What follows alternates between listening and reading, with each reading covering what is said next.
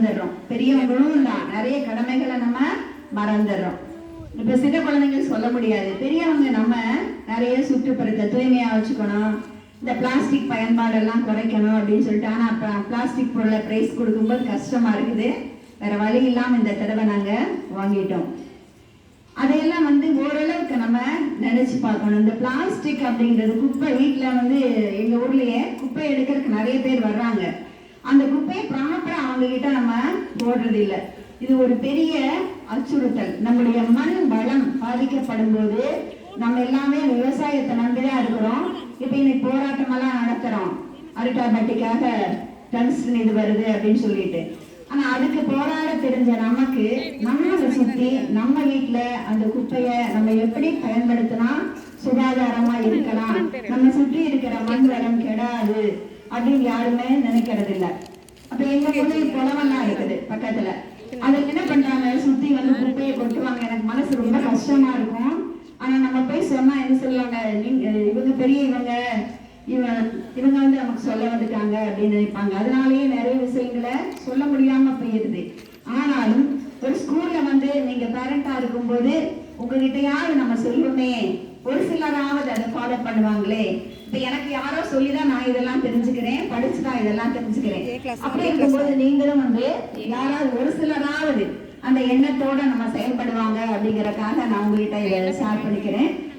இப்ப குழந்தைகள் நம்ம என்ன பண்றோம், குழந்தைகளுக்கு நிறைய செல்லம் கொடுத்து அவங்க கேட்கறதெல்லாம் உரிமைகளை தான் நம்ம கொடுக்கறோம். அவங்களுக்கு என்ன கடமை அப்படிங்கறத நம்ம புரிய வைக்கிறதே இல்ல. நம்ம நிறைய இப்ப நம்ம கிட்ட நிறைய வசதி இருக்கு, அதனால கேட்டதெல்லாம் வாங்கி தர்றோம்.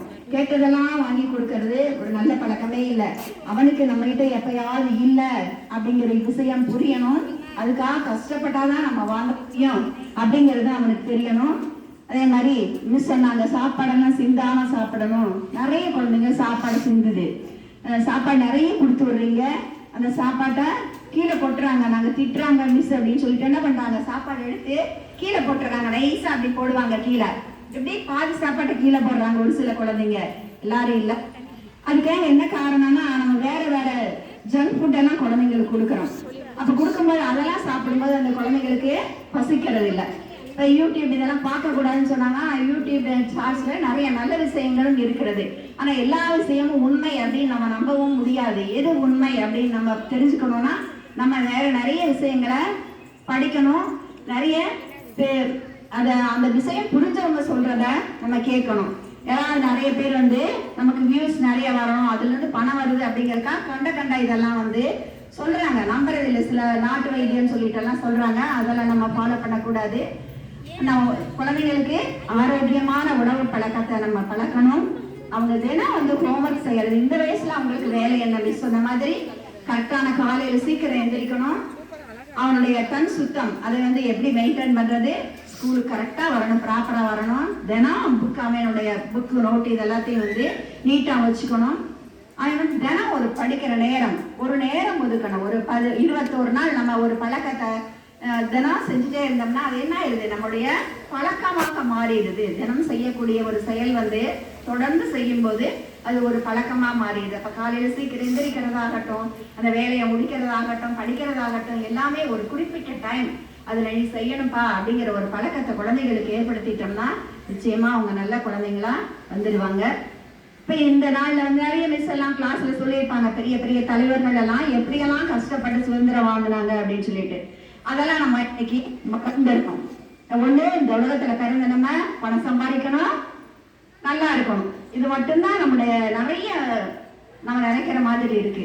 அதையும் தாண்டி சமுதாயத்திற்காக நம்ம என்ன செய்ய முடியும் அப்படி இருந்தவங்கதான் சந்தோஷமா இருந்திருக்காங்க. நம்ம இப்ப பணம், நம்முடைய வாழ்க்கை பொருளாதார உயர்த்திக்கணும், நம்ம நல்லா இருக்கணும் அப்படின்னு சொல்லி நம்ம எல்லாத்தையும் என்ன பண்றோம், எல்லா சந்தோஷங்களையும் இழந்துறோம். அதன் மூலம் நம்ம உடல் நலத்தையும் இழந்துறோம். அது நம்ம குழந்தைங்களுக்கு அது மாதிரி நம்ம பழக்க வேண்டாம். நல்ல மனிதர்களாக எப்படி வாழணும் அப்படிங்கறதையும் நம்ம கற்றுக் கொடுக்கணும். இப்ப நல்ல மனிதர்களாக வாழணும்னா நீங்க பெரிய தலைவர்கள்லாம் எப்படியெல்லாம் இருந்தாங்க, சுயநலம் இல்லாம இருந்தாங்க அப்படிங்கறத நம்ம தெரிஞ்சுக்கணும்.